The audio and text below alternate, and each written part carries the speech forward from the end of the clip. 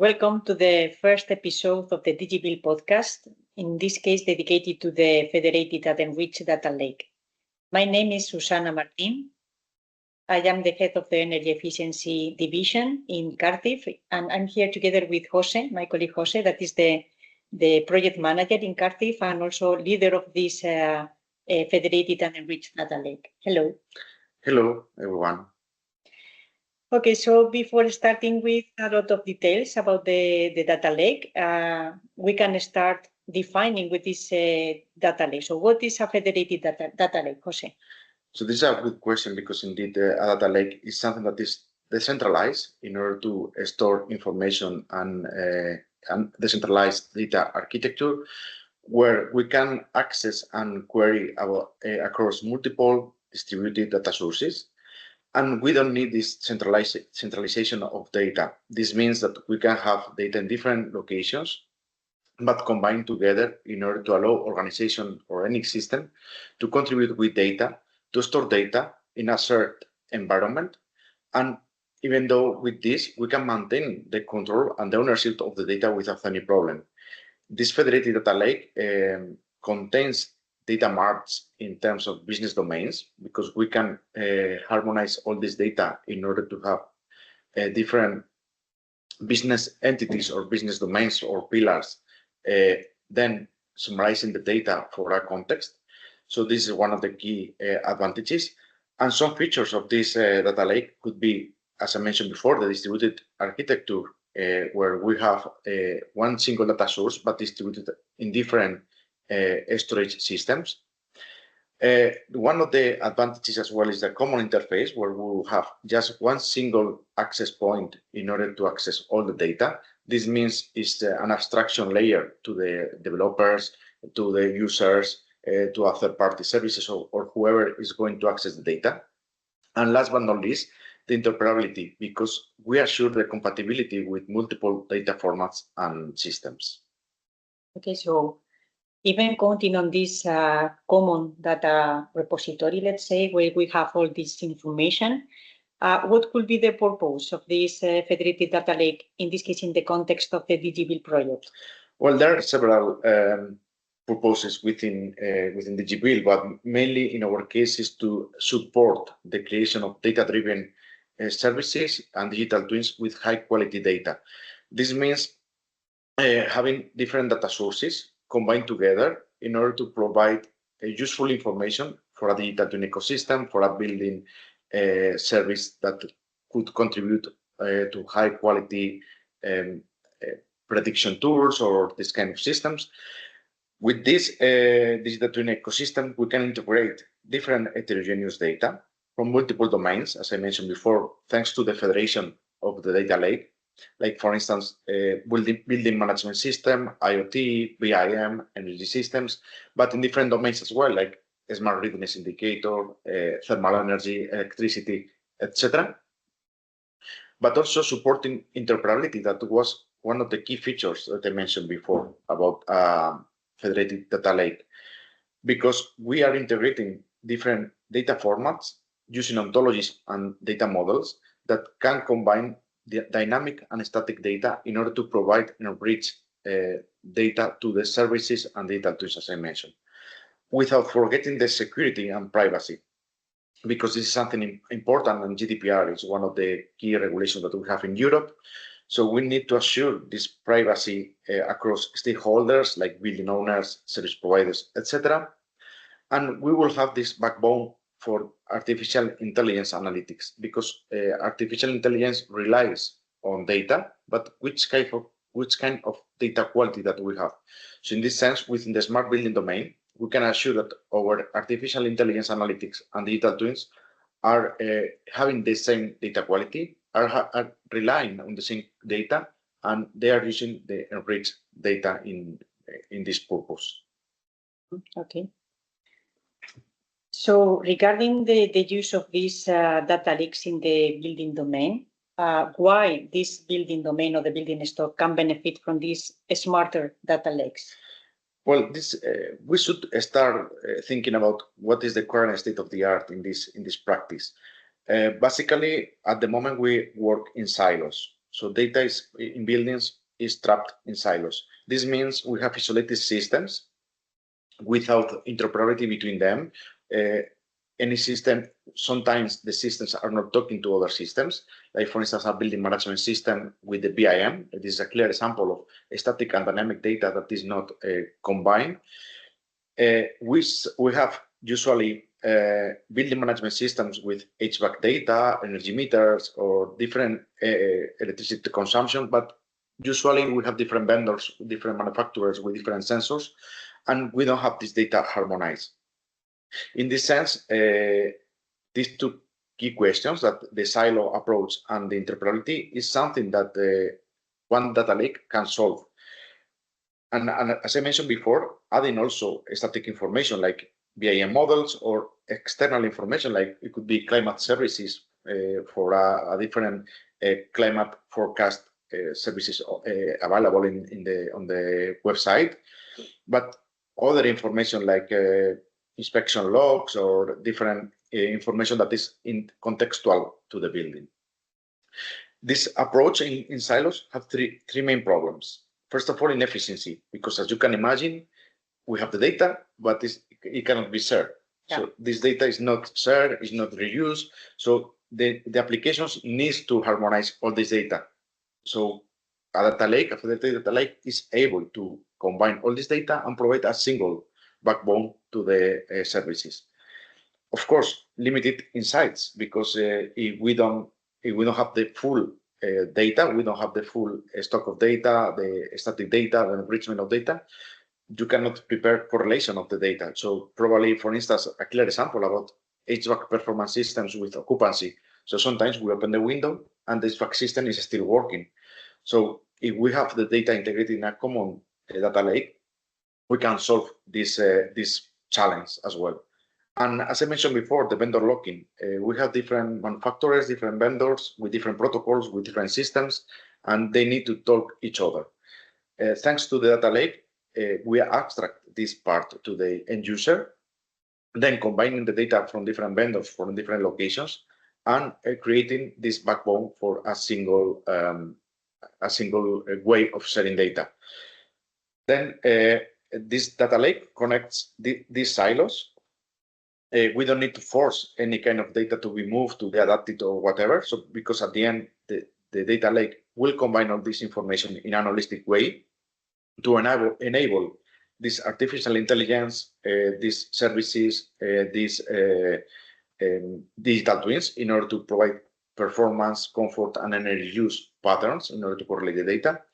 But also a key aspect that will be empowering users, because we have the data, but this data is not shared. But now we are sharing the data, so we empower the users to make final decisions in the data lake. And last but not least, also comply with the regulations, because we ensure the transparency of the data, having a single data flow, combining all this data. So in short, we can say that buildings need smarter data lakes in order to overcome with the data silos, federate these data lakes, enrich the data, and create interoperable data flows in the smart building context. Yeah. So the application is really, really high in the building domain. But one important aspect that we need to guarantee is the data quality of the data that we are managing in the data lake, because otherwise probably the results will be not very accurate, let's say. So how is this data quality ensured in the context of the federated data lake? Well, as I mentioned at the beginning, data quality is one of the key aspects of the federated data lake. And within DigiBUILD, one of the key aspects as well is the provision of high quality services. Usually we apply artificial intelligence or we apply machine learning techniques based on the data that we have, but we don't care about the data that we have, about the data quality, I mean. So within this federated data lake, we have different approaches in order to assure data quality. First of all is to check data quality. So we have different checkers of data quality in different dimensions like accuracy, completeness, reliability, etc.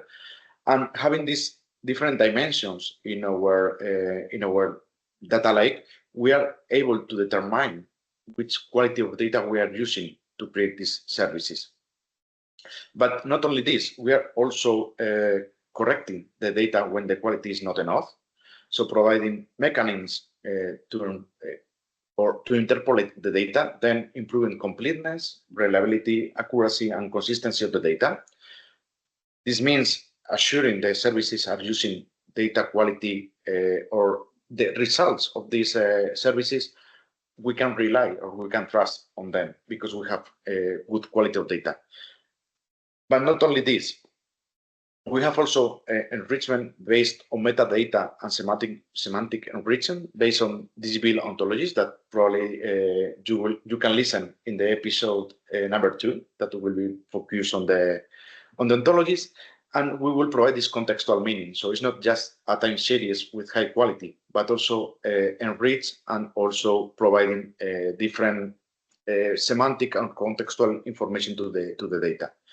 Everything harmonized in the similar schema with validation rules like checking some range, gaps, consistency, as I mentioned before, with different indicators that assures that at least we have a threshold of data quality to be used. Otherwise, if this threshold is not reached, we can say that this data cannot be used for the purpose of the project.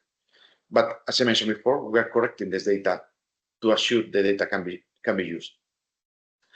And of course, having a tracking of data, because we rely on the low-level interfaces, but these low-level interfaces also introduce errors in the data measurements.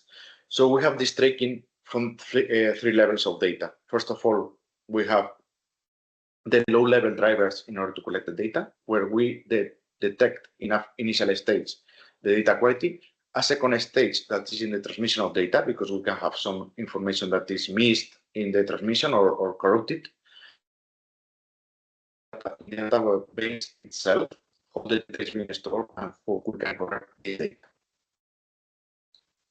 Okay, thank you. So moving from the more specific parts of the data lake, in this case of the data lake architecture, what are the main components of this architecture? So we have several components linked to the previous question. I mentioned 3 levels of data quality. These 3 levels can be more or less compared with the architecture that we have. So we have, first of all, the drivers to connect the local interfaces with the different protocols in order to harmonize everything in the same way. In the second part, we have the transformation of the data, because we need to harmonize all these data sets in a single data format. That is the DigiBUILD ontology format that we are using in this case. With this, another component that is inside this transformation is the extraction of the metadata that I mentioned before, or enrich this data with metadata coming from the knowledge graphs that will be in the episode number 2. But enriching this data in order to have a time series that is linked to this semantic information. And once this data is transformed, we are able to store this information in the data warehouse. And last but not least, querying this data is very important. So I previously mentioned the data marts. Then we created an intelligent query mechanism in order to extract information, but not all the data, but data that is already aggregated or at least treated in a way to provide pre-analytics to the services, reducing the computational load that the services needs to interpolate or to create these data sets to train the models. Okay. So in order to fit this data lake, how you involve new data providers? Well, replication is very, very important. So as we have a modular approach, in this modular approach, we are able to integrate different information. Of course, always there is something that maybe needs some adaptation, because all the protocols are not integrated into our data lake. Many of them are. So if the protocol is inside our approach, is basically providing the interface, and then the transformation will work in the similar way that the others. If the protocol is not included, then we need to create this adaptation of the driver in order to extract the data, but everything in the transformation will work in the same way. It's a standardized mechanisms in order to extract the semantic data that we have from the raw data and the time series data that will be populating the data warehouse. So basically, replication is easy in this case, or with a or we can approach a lot of smart buildings in Europe. Just the only concern is about the protocol and the interface with the data. So even when counting on this new data provider and you have all the mechanisms to collect the data, how the system supports the part of the real-time versus the historical data queries? Yeah, in this sense, as I mentioned in the modular schema that we have, we collect or we trust on the real data that we have in the different pilots in the different buildings. Collecting this data means that we can collect either historical or real-time data. At the moment, we collect this instantaneous data that are providing the interfaces, and we can share directly this direct data with different brokers, real-time brokers, and we can populate the data warehouse. So in this sense, we share real-time data based on Kafka broker technology in order to support the real-time updating of the digital twins. But on the other hand, we have the intelligent query that is able to provide all the historical data that is populated in the data warehouse. So having this information in the two levels that can be approached in the data lake. Perfect. And also related with this data, what are the challenges that exist when dealing with this multi-format and multi-granularity building data? Basically, there are two from my perspective. One is the semantic mismatches, because as I mentioned before, data is coming in different data sets, in different formats, and also protocols. This is the second part. Each protocol usually provides different formats of data that is related with the semantic mismatch. But also the same protocol can provide different formats of data. So this is the key element, because we cannot standardize everything. We have a lot of standards, a lot of formats, a lot of protocols, and we need to work with these inconsistencies. But not only this, also time resolution differences, because we can have coming from each second, 10 minutes, or every day.